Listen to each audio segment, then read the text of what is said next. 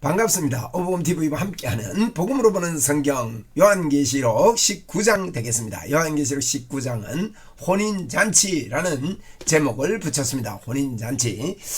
이 혼인잔치라는 제목을 통해서 저희들이 볼 수 있는 것은 이제 18장까지 우리 16장 부터 이제 15장 16장이 대접재앙이었습니다. 대접을 붙는데 17장부터 좀 보고 갈까요? 우리 전체를 좀 파악하고 또 가면 좋겠습니다. 이렇게 17장부터 20장까지는 이제 그 광경이 이제 다시 보충되어집니다. 마지막 대접을 붙고 나서 큰 음녀 붉은 짐승을 타고 나오죠. 그리고 그거는 큰 성이라고 했습니다. 그 큰 성이 뭐냐? 바벨론이었습니다. 바벨론은 로마를 상징하기도 했습니다. 베드로가 로마를 상징하기도 하면서 바벨론에서 내가 이 편지를 쓴다, 베드로가 그렇게 했는데, 이 바벨론이라는 이곳이 로마의 멸망을 통해서 상징적으로 이 땅이 멸망함을, 그 강력한 로마도 멸망함을 통해서 멸망함을 보는데, 18장에서 포인트가 뭔가면 무너졌도다 큰 성 바벨론이여, 이렇게 이야기를 하고 있다는 거예요. 그런데 19장부터요 완전한 이 반전이 일어납니다. 반전.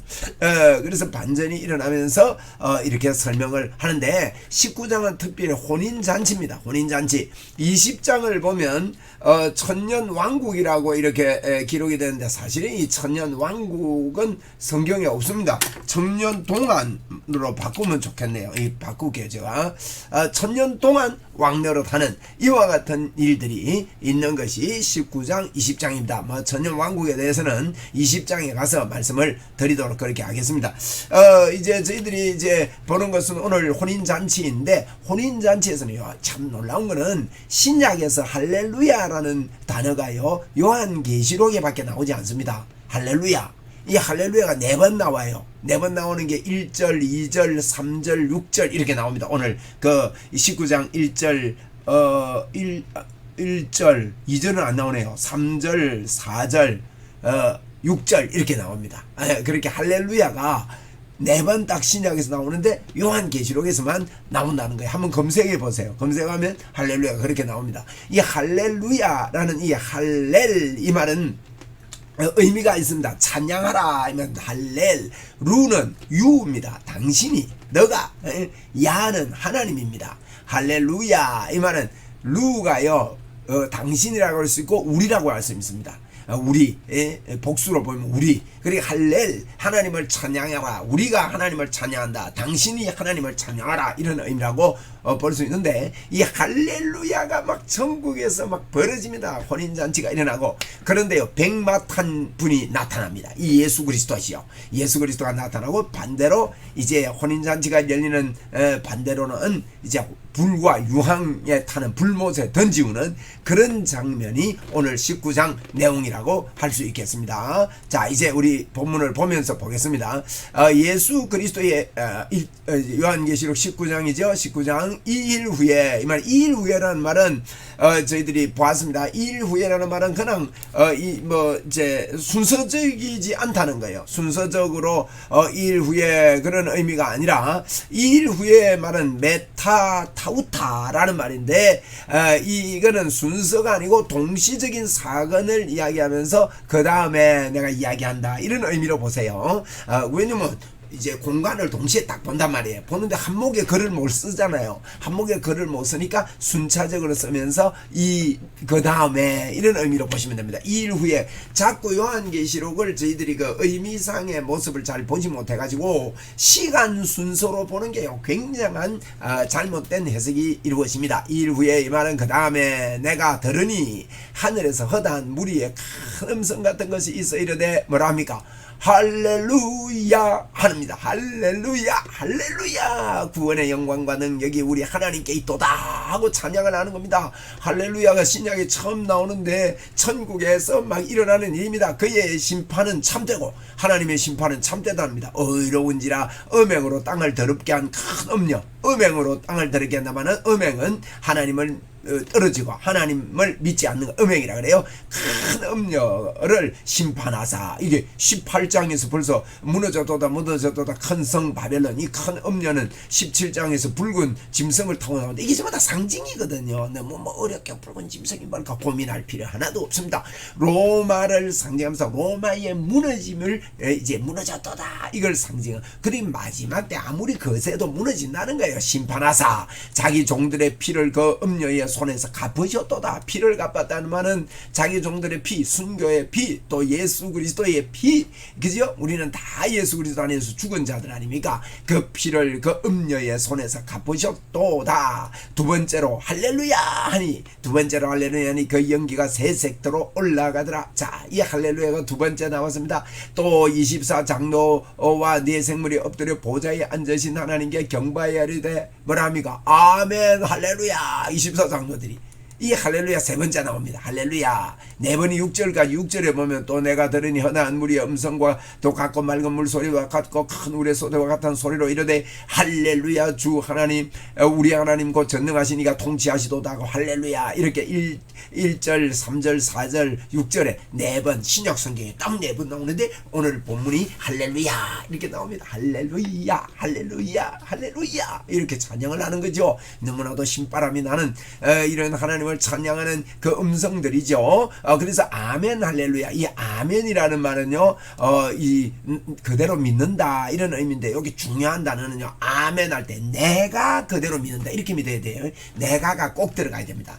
아멘 할 때 저가 내가 그대로 믿습니다는 의미죠. 할렐루야. 할렐은 하나님을 찬양하라. 루는 당신이 또 우리가 야는 하나님입니다. 그래서 보좌의 음성이 나서 이르되 보좌에서 음성이 납니다. 하나님의 종들 곧 그를 경외하는 너희는 작은 자나 큰 자나 다 하나님을 찬송하라 그랬습니다.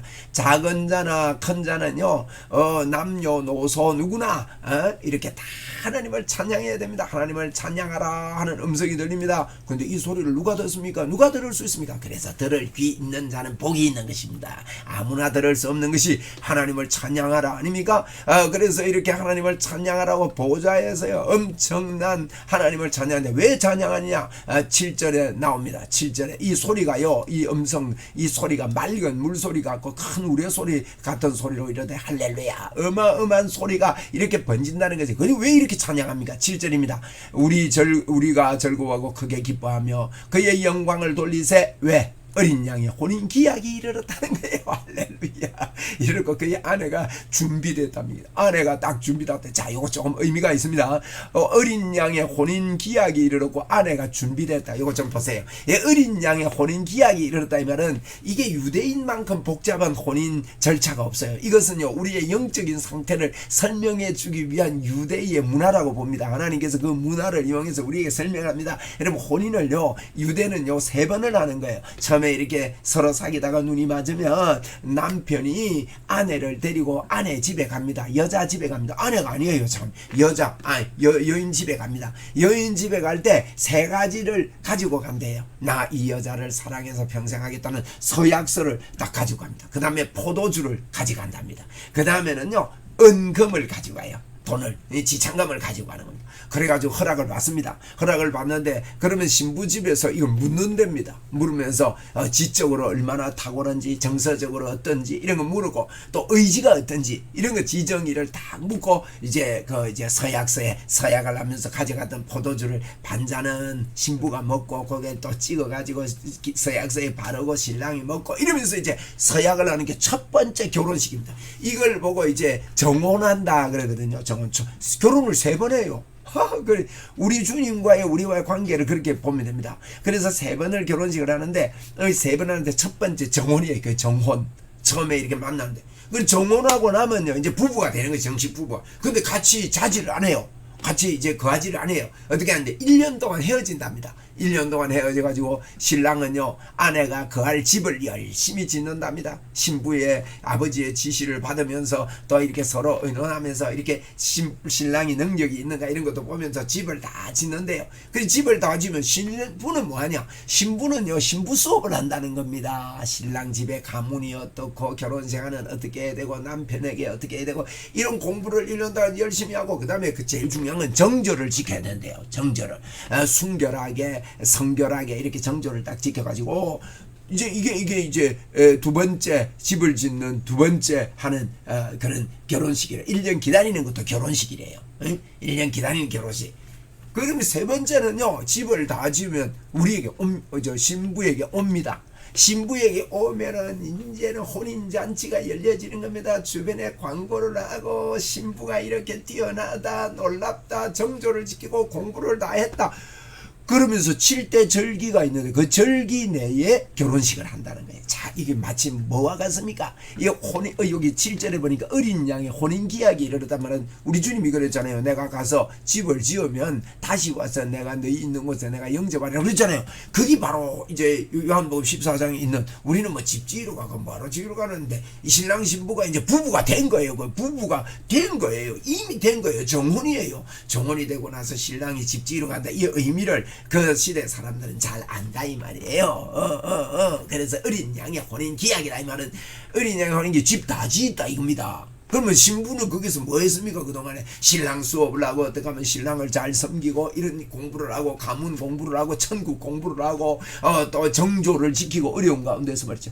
그리고 집을 다 지고 나면 빰빠리빠빰빰빰 하면서 딴딴따단 딴딴따단 하면서 이제 신랑이 데리러 오는 거예요. 그게 이제 기약이 이르렀단 말이고 그의 아내가 자신을 준비했다. 이 말은 자신을 준비하는 게 신부가 자신을 준비했다. 이 말이 이제 그 1년 기간 동안에 준비하는 그런 것들이 내포되어 있습니다. 그리 준비하였으므로 자 이제는 잔칫날이 됐다 이 말입니다. 그래서 그의 빛나고 깨끗한 세마포 옷을 입도록 허락하셨으니 빛나고 깨끗한 신부의 옷을 쫙 입히는 겁니다. 그리고 세마포 옷은 성도들의 좋은 행실로 말미암으로다. 성도들의 행실이라 옳은 행실이라 그랬거든요. 여러분 이 성도들의 옳은 행실을 오해하면 안 됩니다. 성도들의 옳은 행실은요 믿는 것을 이야기합니다. 여러분요 마태복음 7장에 보면요 마태복음 7장 좀 갔다 오면 좋겠습니다. 마태복음 7장에 아주 중요한 이야기들을 하는데 마태복음 7장에 보면요 여기에 이제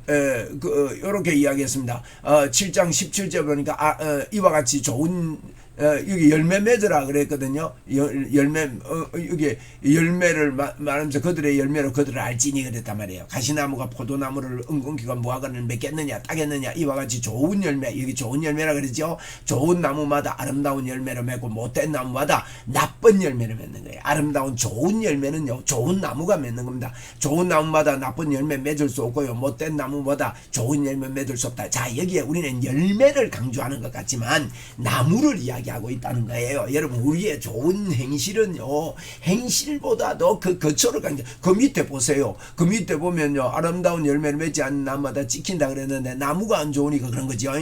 그리고 열매를 보면서 그들을 안다 이 말은요 열매 맺으라는 의미가 아니고 열매를 보면 안다면 사과나무가 무슨 나무가 몰랐는데 열매 맺는 거 보면 안다 이 말입니다. 여러분 그래서 주여 주여 하는 자마다 다 천국 들어가는 게 아니고 그 밑에 뭐라 합니까? 나더러 주여 이름 부르는 것보다도요 그 밑에 누구든지요 집을 지을 때 반석 위에 짓는 사람은 지혜로운 사람이고 창수가 나고 비가 와도 주초가 든든하다 그랬고 모래 위에 짓는 사람은 어리석은 사람이다 그 이야기를 합니다. 모래 위에 짓는 사람은 어리석은 사람인데 비가 내리고 창수가 나고 바람이 불면 무너짐이 심하다 그랬거든요. 집을 잘 짓느냐 못 짓느냐가 기준이 아니다는 거예요. 집을 잘 짓냐 뭐죠. 그 마태복음 7장에서 우리 예수님께서 상세하게 이렇게 이야기하고 있지 않습니까? 집을 잘 짓느냐 못 짓느냐 이게 중요한 게 아니라 어디에 짓느냐 주초가 어디냐 예수 그리스도 위냐 아니냐 이 말입니다. 여러분 이 땅에서 누가 성공하느냐 아니냐 이게 초점이 크게 있으면 크게 합니다. 우리 자녀들이 좋은 직장 가느냐 안 가느냐 그게 문제가 아니라 예수 그리스도를 그들이 정말로 잘 믿고 주를 위해 사느냐. 여러분 이 땅에서 아무리 돈 벌고 잘 살아도 주를 위해서 살지 않는 것은 그 잘 사는 삶이 아닙니다. 그는 주님을 위해서요 어떻게든지 주님을 위해 살아야 됩니다. 그래서 이게 18절에 10절에 보니까 그가 깨끗하고 세마포 옷을 입도록 허락하였는데 세마포 옷은요 성도들의 행실이다. 이 말은 기초다 이 말이지요. 나무가 뭐냐? 예수 그리스도의 나무다 이 뜻입니다. 세마포가 예수 그리스도다 이 말이죠. 그의 행실이다. 그리고 행실 이야기할 때는요 언제든지 그 열매를 이야기하는 게, 그리고 요한복음 15장에도요 나무가 포도나무에 붙어 있으면 저절로 열매 맺는다 그랬잖아요. 저절로보다 쉬운 게 어디 있습니까? 열매, 행실 꼭 기억하세요. 행실이 나타나는 행실이 중요한 게 아니라 그 나무가 중요하단 말이에요.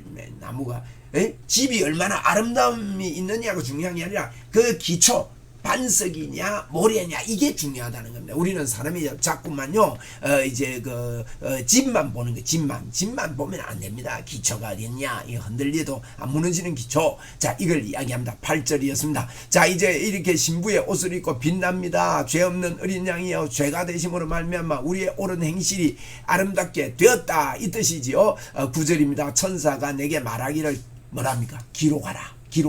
뭘 기록합니까? 어린 양의 혼인잔치에 청함을 받는 자는 복이 있다 이렇게 기록해요. 여러분 기록합시다. 우리 어린 양의 복을, 어린 양의 초대를 받은 사람 복 있는 사람입니다. 그래서 우리는 복 있는 사람 하고 내게 말하되 이것은 하나님의 참된 말씀이다. 맞습니다. 하나님의 참된 말씀이 뭐냐? 하나님의 말씀은요 어린 양의 초대받은 너희가 복된 사람이다. 너희는 구원이 있다. 너희에게 아들이 있는 자에게 생명이 있고 아들이 없는 자에게 생명이 없느니라. 그렇게 이야기하면서 여러분 정말 복이 있는 사람 이거 기록해라. 여러분 우리 마음판에 기록해야 됩니다. 어린 양의 혼인잔치에 청함을 받은 우리는 복이 있습니다. 여러분과 저는 복 있는 사람입니다. 복 있는 사람입니다. 복 있는 사람입니다. 복 있는 사람이기 때문에 악인의 꾀를 쫓지 아니하고 오만한 자의 자리에 앉지 않고 죄인의 길에 서지 아니하고 절대로 하나님 없이 안 산다고 말이죠. 복 있는 사람입니다. 우리가 복 있는 사람은 그 하는 모든 것이 다 형통하리로다. 할렐루야. 우리는 복된 자이기 때문에 모든 것이 다 형통합니다. 이게 깨달아져야 됩니다. 10절에 보니까 내가 그 발 앞에 엎드려 경배하려 하니, 이 천사한테 요한이 경배하려 하니까 그가 나에게 말하기를 나는 너와 및 예수의 증언을 받은 형제들과 같이 종된 종이다. 우리 천사가 하는 말이, 천사한테 막 깜짝 놀라게 절하려 하니까 요한이 야야야 나도 종이다. 너하고 똑같다. 절하지 마라. 삼가 거리하지 말고. 천사가 삼가 거리하지 말고 뭐랍니까? 우리의 경배의 대상은요 오직 예수 그리스도, 오직 하나님께 경배하라. 예수의 증언은 예언의 영이더라. 영이라 이렇게 이야기합니다. 예수를 증언하는 것은 성령이 주시는 거다 이 말이야. 예수의 증언은 그래서 오직 하나님께 경배해야 돼요. 이상하게 뭐 이만희한테 경배하고 막 다른 데 경배하고 이러면 큰일 납니다. 이거 경배하자. 오직 그만, 오직 그래서 오직 복음이에요. 그리고 오복음 TV 오직 복음. 11절입니다 11절에 또 내가 하늘에 열린 것을 보니, 하늘에 열린 것을 또 보았다는 게, 열린 것을 보았단 말이냐, 하나님의 임재가 있다는 겁니다. 하나님의 그 세계에 들어갔다는 겁니다. 근데 보니 보라 백마와 그의 탄자가 있으니, 백마 탄자 우리 예수 그리스도죠. 예수 그리스도 백마 탄자, 그 이름은 충신과 진실이라. 충신과 진실이라 말은요 싸움에서 승리하고 어떤 싸움에도 승리하는 그와 같은 것들을 상징합니다. 그래서 오직 하나님께만 경배하라. 충성과 진실이다. 그러면서 이런 이야기를 하죠. 열린 문이 있다. 그러니까 하늘에 열린 문이 있다. 열린 문이 있다고 요한계시록은요 강조를 합니다. 4장 1절에서 11장 19절에서 15장 5절에서 오늘 이 본문 19장 11절에서 4번을 열린 문이 있는데, 여러분 하나님의 임재는요 우리에게 늘 열려 있습니다. 하늘에 뻗구만 문이 있다는 뜻이 아니고 하나님의 임재, 하나님이 함께 하심을 말합니다. 그래서 하나님이 함께 하심이 있는데 자세히 보니까 백마를 타고 이렇게 충신과 진실이다 이렇게 하면서 충성된 말씀대로 전투하시는 분이다, 그런 의미입니다. 자, 12절에 그의 눈은 어떻습니까? 불꽃 같습니다. 여러분 불꽃은요, 불은요 심판을 많이 상징합니다. 불꽃 같고, 물론 성령의 내림도 혀에 불꽃 같고 그랬는데 이 주로 이제 심판의 눈입니다. 불꽃 같고 눈이, 그 머리는 많은 관들이 있대요. 많은 관들이 있고, 이 말은 그 시대가 그렇습니다. 로마 시대 때 장군이 싸우러 나가가지고 막 승리하잖아요. 그러면 왕관을 뺏어오면 승리해요. 그래서 머리에 왕관이 많이 쓰여지면요 이 왕도 쳐부수고 저 왕도 쳐부수고 이랬다는 거예요. 많은 왕관이 있다 이 말은요 모든 사탄의 권세를 다 쳐부수고 승리했다는 뜻입니다. 그래서 불꽃 같고 눈은 불꽃 같고 심판입니다. 머리에는 많은 왕관이 있고 모두 승리하고 또 이름 쓴 것이 하나 있는데 자기밖에 아는 적 없어요. 이름이 딱 써있는데 이름을 세상이 몰라줍니다. 이 승리의 왕을, 승리의 왕관을. 그래서 이제 그 이름이 자기밖에 아는 자가 없다. 이것은 예수 이름의 비밀입니다. 예수라는 이름을 들으면서는 놀라운 능력의 이름인 것을 모르고 사는 게 이게 비밀입니다. 여러분, 우리는 그러면 안 됩니다. 예수 그리스도의 이름은 권세 있는 이름입니다. In the mighty name of Jesus Christ. 예? 이 권세 있는 이름이다 이 말이에요. 그 권세 있는 이름으로 be healed 이라면요, 치료되라 그러면 치료되더라 이 말이에요. 예수의 이름은 무엇이든지 할 수 있는 것을 아는 사람은요 극히 드뭅니다. 여러분, 백마탄 예수 그리스도, 이분은 승리한 분인데 이 이름은 아는 자가 없다는 거예요. 이름을 쓴 것이 있는데 자기밖에 아는 자가 없다면 자기만 아는 거예요. 뭡니까 여러분? 주님이 우리 안에, 우리가 주님 안에니까 주님과 하나 된 사람만 아는 겁니다. 우리 이름 가지고요, 권세 있는 이름, in the mighty name, 권세 있는 이름, 할렐루야. 그 이름이 우리에게 있습니다. 또 그가 피 뿌린 옷을 입었는데, 이야, 피 뿌린 옷이요 정결하게 된 옷 아닙니까? 그 이름은 하나님의 말씀이라 칭하던, 이 피가 십자가의 보혈이요 말씀의 핵심입니다. 예수가 말씀의 핵심 아닙니까? 그 이름이 하나님의 말씀이라 칭하더라. 이렇게 이야기를 하고 있는 것입니다. 아주 쉽죠. 그냥 읽으면 이해가 되죠. 읽으면 이해가 되는 게 맞습니다, 성경은. 그래서 이제 14절에 보니까 하늘에 있는 군대, 전군 전사들이 희고 깨끗한 세마포 옷을 입고 백마를 타고 그를 따르더라. 야, 하늘에 있는 군대들이 따고닥 하면서 백마 탄 예수 그리스도를 따라 나서는 겁니다. 그의 입에는 예리한 검이 나오는데, 검은 말씀이죠. 그것으로, 말씀으로 망국을 치겠고, 할렐루야. 친히 그의 철장으로 다스리며 또 능히 친히 하나님 곧 전능하시니 맹렬한 진노의 포도주 틀을 밟겠고, 진노의 포도주 틀을 밟는다 말은 심판한다. 예리한 검을 가지고 오시는 분이 우리를 환영할 승리뿐만 아니라 세상을 심판하는데 어떻게 심판합니까? 그 옷과 그 다리에 이름을 쓴 것이 있는데, 만왕의 왕이요 만주의 주라고 이렇게 이름이 쓰여져 있습니다. 예수님은 만왕의 왕이고 만주의 주십니다. 17절에 또 내가 보니 한 천사가 태양 안에서 공중에서 나는 모든 새를 향하여, 태양 안에서, 한 천사가 태양 안에서 공중에 나는 모든 새들을 향하여 큰 음성으로 외치리다. 와서 하나님의 큰 잔치에 모여 왕들의 살과 장군들의 살과 장사들의 살과 말들과 긋한 자들의 살과 자유인들과 종이나 작은 자나 큰 자나 모든 자의 살을 먹어라. 새들 보고요, 천사가 하는 말이, 지금 포로로 잡혀있는 이 사단의 살들을 다 쪼자 먹어라. 모든 살을 먹어라. 이럽니다. 여러분, 완전한 멸망을 가리키지요. 여러분, 누가 새가 와서 쪼자 먹는 게 여러분 죽은 시체를 쪼자 먹더랍니까? 그러니까 완전히 망했다는 게, 완전히 망했다. 19절에 또 내가 보니 봄에 그 짐승과 땅의 임금들과 그들의 군대가 모여 그 말탄 자와 그 군대와 더불어 전쟁을 일으키다가, 그래도 이 죽은 것 같은데 이놈들이 끝까지 바라가는 거지. 이 거짓의 영, 사단의 영들이요, 그러니까 끝까지 항복 안 하고, 복음을 방해하고, 세상 끝까지요 다 죽어 빠졌어도 위장하고, 아직 안 끝났어, 아직 살았어, 아직 일어날 거야 이러면서 이렇게 방해를 하는. 근데 20절에 짐승이 잡힙니다. 잡히고 그 앞에 표적을 행하던 거짓 선지자도 함께 잡힙니다. 대단한 사람도 함께 잡힙니다. 문선명도 잡힙니다. 이때요. 거짓 선지자입니다. 에이구 참, 그죠? 이는 짐승의 표를 받고, 그죠? 그의 우상에 경배하던 자들을 표적으로 미혹하던 자라. 표적으로 미혹하던 자입니다. 이 둘이 산채로 어떡합니까? 불쌍합니다. 산채로 유황 불못에 던져집니다. 어떻게 하면 좋아요? 우리가 아는 사람, 내가 아는 사람 복음 전하는 이유가 여기 있습니다.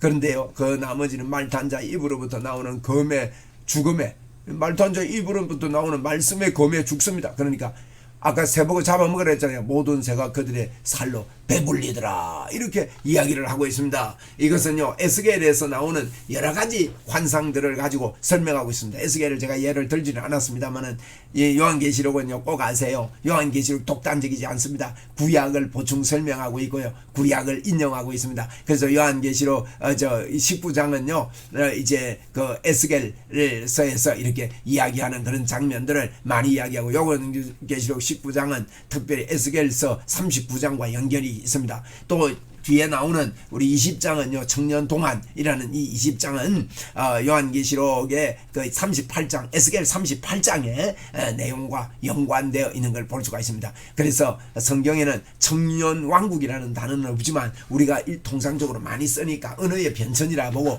청년 동안이라는 표현이 무슨 표현인지 20장에서 보면서 우리가 이 마지막 요한계시록을 마무리해 갈 것입니다. 참 감사하지요. 자, 19장 혼인잔치, 특별히 할렐루야가 신약 성경에 4번 나오는데 19장에서 1절, 3절, 4절, 6절 이렇게 할렐루야를 외치면서 혼인잔치가 열리고 혼인잔치의 기약이 됐다 그랬죠. 이 기약된 거 제가 설명했습니다. 혼인잔치 3번 한다 그랬죠. 정원을 하죠 처음에. 그 다음에 1년 동안 기다리면서 집을 짓습니다. 집을 다 지으면 데리러 와가지고 데리고 가는 게 3번째 결혼입니다. 그래서 저희 3번째 결혼하는 그 혼인기약이 다가왔고 신부는 다 단장되고 준비되었다 이렇게 표현되고 있습니다. 하나님께 찬양합니다.